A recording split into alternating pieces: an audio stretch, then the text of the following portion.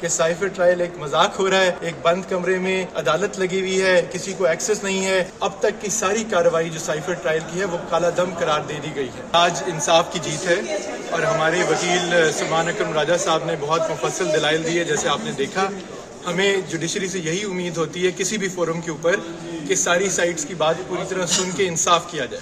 आप लोग इस ओपन ट्रायल की दरख्वास्त भी इसीलिए दी गई थी कि ना सिर्फ फैमिली मेम्बर्स, अवाम, मीडिया देख सके कि ट्रायल हो कैसे रहा है और उसमें क्या बुनियादी चीज़ें चल रही हैं।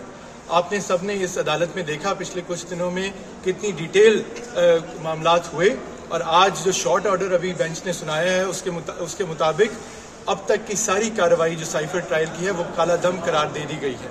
ये बहुत बड़ी खबर है और हमारे इससे अदलिया के अंदर और इंसाफ की पाकिस्तान में पासदारी के ऊपर एतबार भी बढ़ता है और ये पाकिस्तानी अवाम के लिए जीत है। ये सिर्फ इमरान खान की या शाह महमूद कुरैशी की एक ट्रायल में जीत नहीं है या कामयाबी नहीं है, बल्कि इंसाफ की जीत है।